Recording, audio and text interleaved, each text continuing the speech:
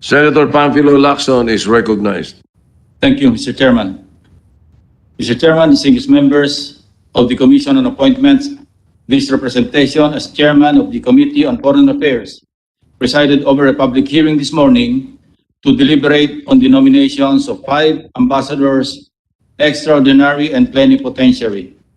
The committee likewise deliberated on the ad interim appointments of 51 senior officers of the Department of Foreign Affairs, consisting of 6 senior officials who are promoted to the rank of Chief of Mission +1, 10 senior officials promoted to the rank of Chief of Mission +2, 10 senior officials promoted to the rank of Career Minister, and 25 senior officials promoted to the rank of Foreign Service Officer +1. Your committee, after deliberating on their qualifications and fitness during the public hearing, determined that they are fit and qualified to be in their posts where they are nominated and appointed, and therefore ruled to recommend to the plenary their appointments for the consent and approval of this body. Mr. Chairman, it is my privilege and honor to recommend that this body give its consent to the nomination of Ambassador GENEROSO CALONGE as the Ambassador Extraordinary and Plenipotentiary to the Republic of Iraq with the rank and emoluments of a Chief of Mission +1. Ambassador CALONGE was an Army officer who has held the rank of Major in active service since 1998. He was later appointed as Commodore in the Philippine Coast Guard Auxiliary Executive Squadron in January of 2020. He is also a member of the Philippine Bar, a top-notch of the Career Minister examinations in 1997, and third in rank in the Foreign Service examinations in 1981.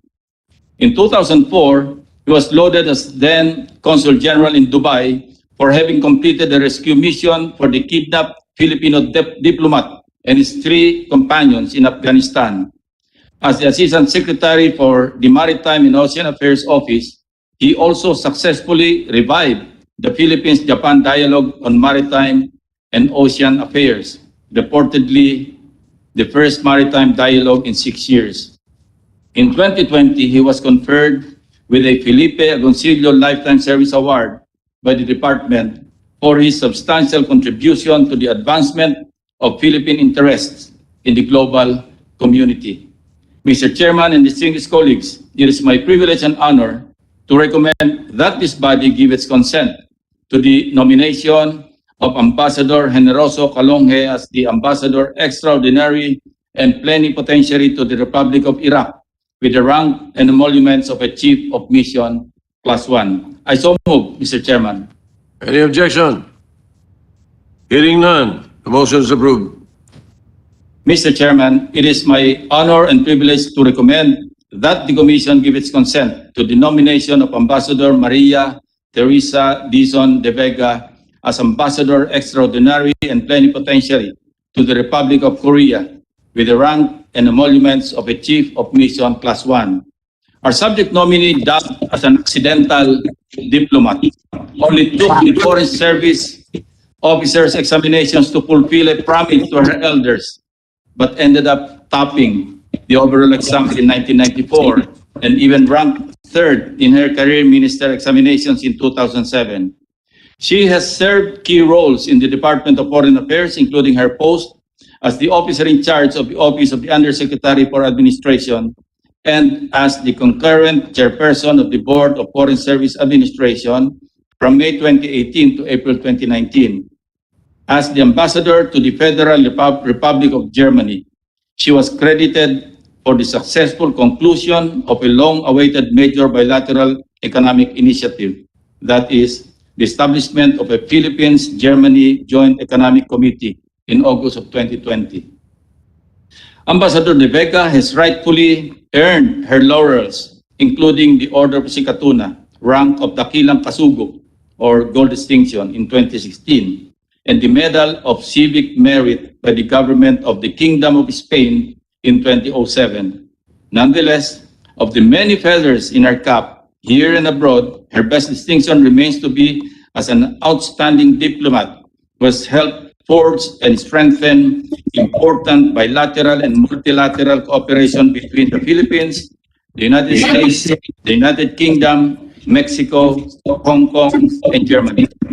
Mr. Chairman and distinguished colleagues, it is my privilege and honor to recommend that this body give its consent to the nomination of Ambassador Maria Teresa DIZON-DE VEGA as the Ambassador Extraordinary and Plenipotentiary to the Republic of Korea with the rank and emoluments of a Chief of Mission Class 1.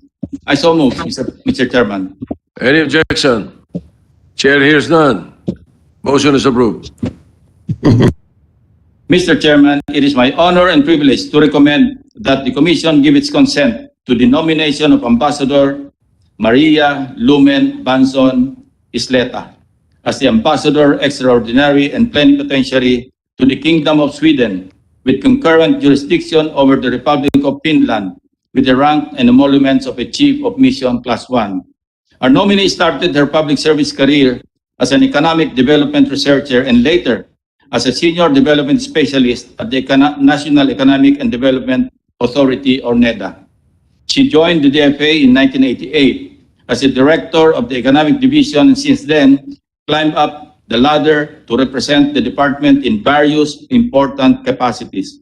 Ambassador ISLETA has been distinctively known for her overseas diplomatic representations at the Philippine embassies in Stockholm, Sweden, Vienna, Austria, Laos, and Indonesia, until her designation as the Assistant Secretary for American Affairs. Among her honorable merits is her advocacy for gender equality and women empowerment. As a Gender and Development Secretariat in the DFA, her office has been an overdrive to push the concerns of women to the forefront. She has also actively participated in drafting the drafting of Republic Act 9710, or the Magna Carta of Women, and the drawing up of its implementing rules and regulations. In the international forum, she also actively participated in the meetings of the United Nations Committee on the Status of Women. Mr. Chairman and distinguished colleagues, it is my privilege and honor to recommend that this body give its consent to the nomination of Ambassador Maria LUMEN BANZON ISLETA as Ambassador Extraordinary and Plenipotentiary to the Kingdom of Sweden with concurrent jurisdiction over the Republic of Finland with the rank and emoluments of a Chief of Mission Class 1. I so move, Mr. Chairman. Senator Drilon, you were raising your hand? Yes, Mr. President. Just for the record, I was going to second the nomination of Ambassador De Vega, which the chair moved. But anyway, just spread it on the record, Mr. Chairman. All right then. For the nomination of Ambassador BANZON ISLETA. Any objection? Hearing none, the motion is approved. The manifestation of the Minority Leader of the Senate, Senator Drilon, is hereby noted, seconding the nomination of Ambassador DIZON-DE VEGA. Go ahead, Senator Lacson, you may proceed. Mr. Chairman, it is also my privilege and honor to recommend that this body give its consent to the nomination of Ambassador Maria ELENA PALO ALGABRE as the Ambassador Extraordinary and Plenipotentiary to the Republic of Turkey with concurrent jurisdiction over Georgia and the Republic of Azerbaijan with the rank and emoluments of a Chief of Mission Class 2.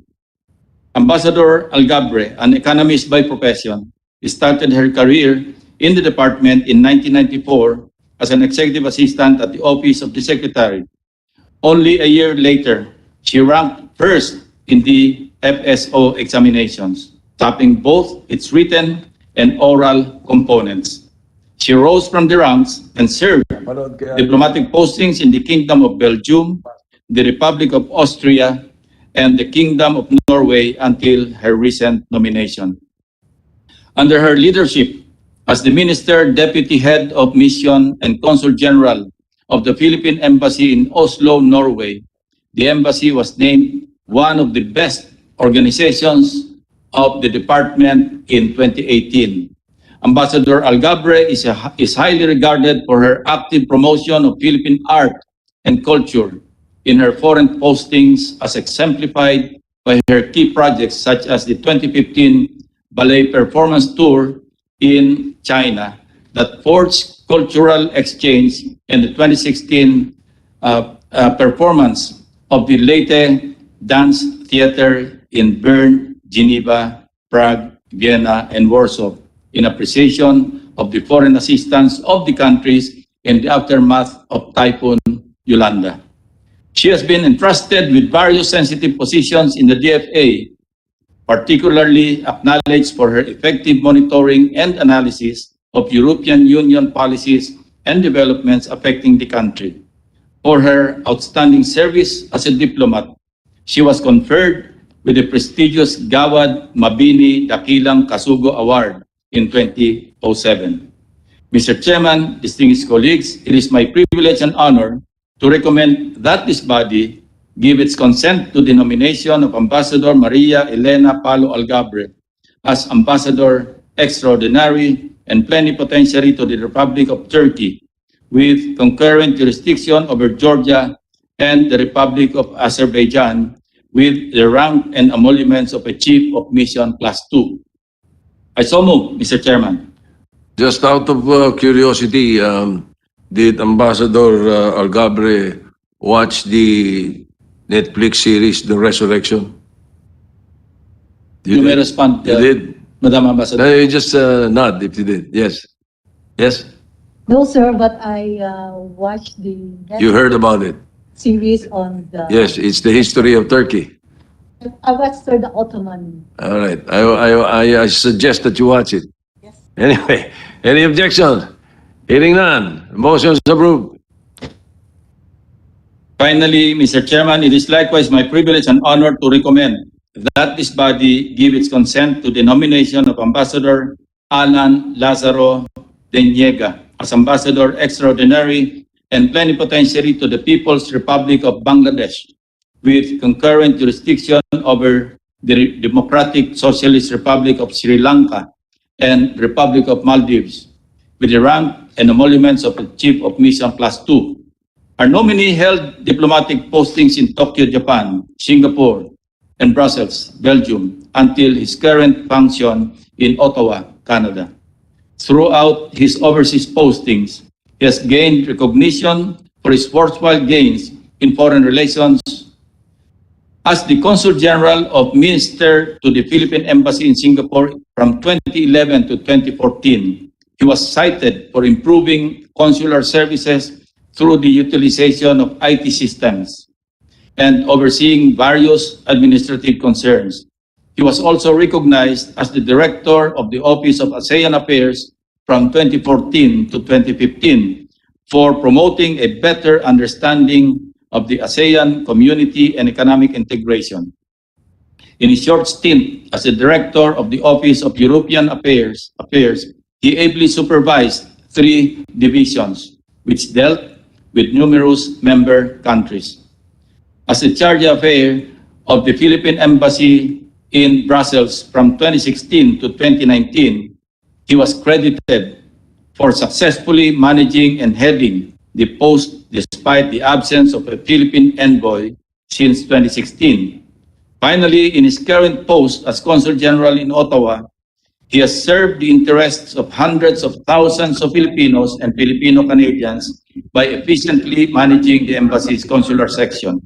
To this end, Mr. Chairman and distinguished colleagues, it is my privilege and honor to recommend that this body give its consent to the nomination of Ambassador Alan Lazaro DENIEGA as Ambassador Extraordinary and Plenipotentiary to the People's Republic of Bangladesh, with concurrent jurisdiction over the Democratic Socialist Republic of Sri Lanka and the Republic of Maldives, with the rank and emoluments of a Chief of Mission Class 2. I so move, Mr. Chairman.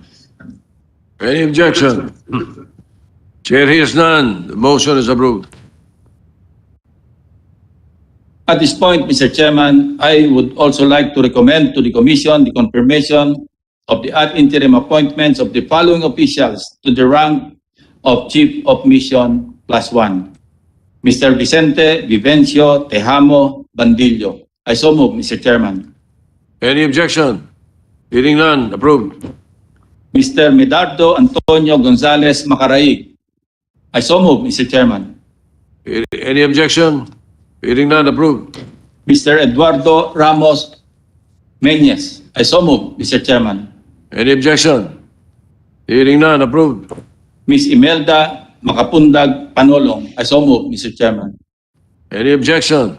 Hearing none, approved. Mr. Raleigh Lofamia Tejada. I so move, Mr. Chairman. Any objection? Hearing none, approved. And Mr. Alfonso Agbayani Ver. I so move, Mr. Chairman. Any objection? Hearing none, approved. Mr. Chairman, I would also like to recommend to the Commission the confirmation of the ad interim appointments of the following officials to the rank of Chief of Mission +2. Ms. Grace T. Cruz Fabella. I so move, Mr. Chairman. Any objection? Hearing none, approved. Mr. Roberto Gutierrez Manalo. I so move, Mr. Chairman. Any objection? Hearing none, approved. Mr. Senen Chemsin Mangalili. I so move, Mr. Chairman. Any objection? Hearing none, approved. Ms. Flerida Ann Camille Uzon Mayo. I so move, Mr. Chairman. Any objection?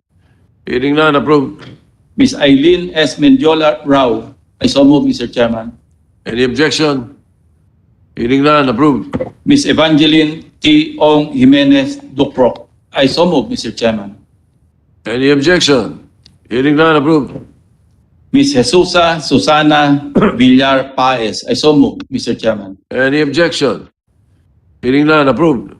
Ms. Maria Angela Abrera Ponce. I so move, Mr. Chairman. Any objection? Hearing none, approved. Mr. Eric Gerardo Escarilla Tamayo. I so move, Mr. Chairman. Any objection? Hearing none, approved. Mr. Paul Vincent Luna Uy. I so move, Mr. Chairman. Any objection? Hearing none, approved. Mr. Chairman, I likewise recommend to the Commission the confirmation of the ad interim appointment of the following senior officials to the rank of career ministers. Mr. Reginald Sangle Bernabe. I so move, Mr. Chairman. Any objection? Hearing none, approved. Mr. Robert Eric Alabado Borge. I so move, Mr. Chairman. Any objection? Hearing none, approved. Ms. Lena Eileen C. De Dios Season. I so move, Mr. Chairman. Any objection? Hearing none, approved. Mr. Christian Luna De Jesus. I so move, Mr. Chairman. Any objection? Hearing none, approved. Ms. Maria Alni Arugay Gamble. I so move, Mr. Chairman. Any objection? Hearing none, approved. Mr. Rosel Remo Reyes. I so move, Mr. Chairman. Any objection? Hearing none, approved. Mr. Jim Tito Valgos San Agustin. I so move, Mr. Chairman. Any objection? Hearing none, approved. Mr. Hans Mohaimin Lim Siriban. I so move, Mr. Chairman. Any objection? Hearing none, approved. Mr. Arman Racho Talbo. I so move, Mr. Chairman. Any objection? Hearing none, approved. And Mr. Kerwin Orville Casano Tate. I so move, Mr. Chairman. Any objection? Hearing none, approved. Finally, Mr. Chairman, I recommend to the Commission the confirmation of the ad interim appointment of the following appointments of the following senior officials to the rank of Foreign Service Officers +1. Mr. Ralph Vincent Clar De Jesus Abarquez. I so move, Mr. Chairman. Any objection? Hearing none, approved. Mr. or Miss Rapunzel Aglipay Akop. I so move, Mr. Chairman. Any objection? Hearing none, approved. Mr. Nomer Blevens Ado II. I so move, Mr. Chairman. Any objection? Hearing none, approved. Mr. J. Francis Salino or Galino Alcantara. I so move, Mr. Chairman. Any objection? Hearing none, approved.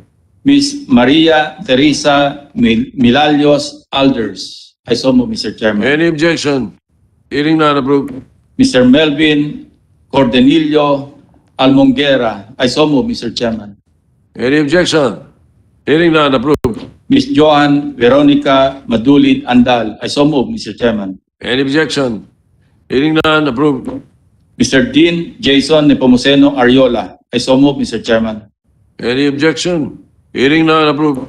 Ms. Therese Rodriguez Cantada. I so move, Mr. Chairman. Any objection? Hearing none, approved. Mr. Oliver Otamora Delfin. I so move, Mr. Chairman. Any objection? Hearing none, approved. Ms. Helen Ann Sayo Gan. I so move, Mr. Chairman. Any objection? Hearing none, approved. Ms. Ria Eugenio Gorospe. I so move, Mr. Chairman. Any objection?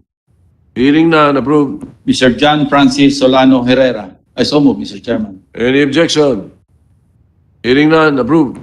Ms. Irish K. L. Calao Ado. I so move, Mr. Chairman. Any objection? Hearing none, approved. Ms. Christine Margaret Mendiola Malang. I so move, Mr. Chairman. Any objection? Hearing none, approved. Mr. Jim Gabrilio Minglana. I so move, Mr. Chairman. Any objection? Hearing none, approved. Ms. Carlin Andrino Monastrial. I so move, Mr. Chairman. Any objection? Hearing none, approved. Mr. Norman Escueta Padalhin. I so move, Mr. Chairman. Any objection? Hearing none, approved. Ms. Annalyn De Leon Ratonel. I so move, Mr. Chairman. Any objection? Hearing none, approved.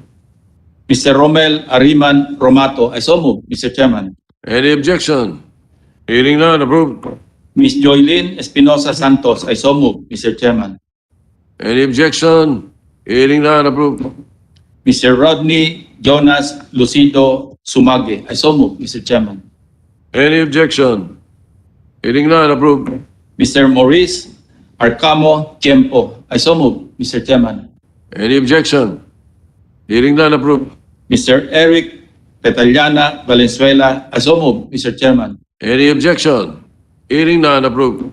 And Mr. Duke Apalisok Villanueva. I so move, Mr. Chairman. Any objection? Hearing none, approved. Thank you, Mr. Chairman. Congratulations. Thank you, Senator Lacson. Congratulations. Majority